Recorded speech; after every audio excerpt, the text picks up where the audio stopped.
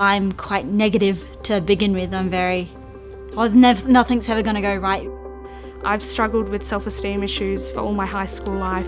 I usually see myself as not that, I don't see myself as important. Everything's going to die and the world's going to end, and no, I have no contingency plans. What is happening? I don't want someone to live an unhappy life and non-fulfilling and never reach their dreams or ambitions, because my role as a principal is making certain that we're looking at the whole student. Regarding mental health, the loose statistics are saying 1 in 4 adolescents suffering from a diagnosed mental health issue. Now that's really alarming, because we want to make certain that our students that leave school are academically achieving at their highest level of their ability, but also their mental health is actually taken care of, and they've got the skills and strategy to live a wonderful, flourishing life.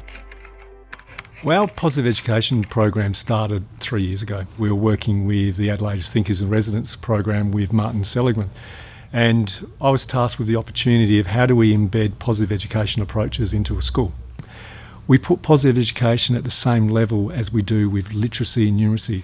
We've also worked in partnership with Adelaide University, and we developed a wellbeing survey tool for our high school students from 8 to 12. And what we can do with our approach is actually tailor-make our curriculum and our positive education approaches to suit and support that group of students as they progress from year 8 to year 12.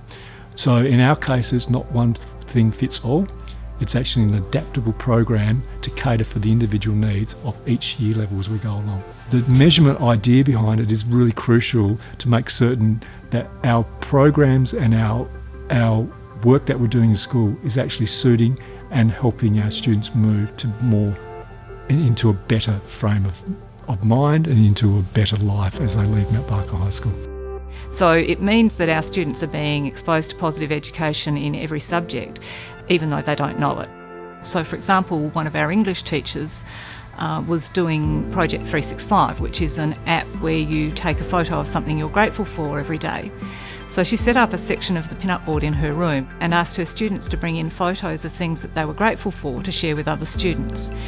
Now the reason behind that is that the research shows that we have a tendency to look at the negative, and we have a negativity bias, and we find looking at the positives more difficult. What's really important is to train our mind to stop and reflect on the good things that are going well in our life. Each teacher has a different way of approaching it. In year 10, I remember our maths teacher had us write gratitude letters. And so that was a really meaningful lesson. Half of us were in tears by the end of it, but it was a very fulfilling lesson. In English, every now and then, if we read a book or something, we'll have to do an essay, and one of the choices might focus on our signature character strengths. We get to choose one to focus on how the characters have developed that or used that throughout the book. And that's really interesting. It gets us, really thinking about their motivations as a character, and also how we use that strength ourselves. They're challenged by saying, this is part of what we do at school. Aren't we supposed to be doing maths? Aren't we supposed to be doing English? But we're doing stuff about character strengths. How does this work? I don't see the connections. And our role as teachers is to show them the connections, how using these strategies in class will make them more successful. We've been working with our Year 9s on positive emotions and also on having meaning in their lives. And as a part of that unit of work, we put up a tree in the Year 9 area, and the Year 9s made leaves where they wrote wishes down for their futures, which they've been hanging on the wishing tree. At the start, we're like, why do we need positive education? At first, there were their worries. People were a bit, timid to go right into it. They're challenged by the program because it actually asks them to reflect personally on stuff they don't, they sort of normally let go by, sort of thing. Being self-reflective makes you a very strong person. It allows you to be more critical of yourself in a safe environment.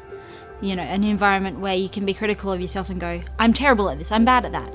But then you have your positive education in place, so it sort of kicks in and goes, well, you may be bad at this and terrible at that, but you could be better at this if you tried and you pushed yourself to do it more. The fact that they think now that they can, or know now, that they can actually take a positive approach and do something for themselves in a positive way has been really empowering to the students.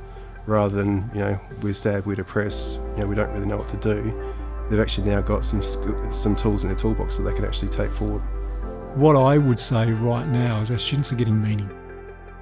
It's definitely made me think of things differently, which I think is one of the major points of the positive education movement sort of thing, to make kids be taught to be self-aware, and so they can go, I'm being negative, I'm being too critical of myself. There is still a good chance that everything's going to be okay. That's the whole point of it, to give you these skills, and I think it's really started to succeed. We are seeing improvement in well-being of our students. We've seen a 7% improvement in the well-being of our Year 8s moving into Year 9. And that's actually, it's a sensational result in such a short period of time. I've got a different way of looking at myself. I focus more on the strengths that I have as an individual. My personal belief, it comes down to why people went to university to study to become a teacher. Because a lot of them, you'll say, I wanted to be able to help and nurture a young person to grow in life. Instead of looking at the negatives all the time, you look at the positives as well. And ever since, I've thought myself, oh yeah, kind of important. I'm definitely less negative about the world now than I was before. Yeah, I'm pretty proud of myself, definitely.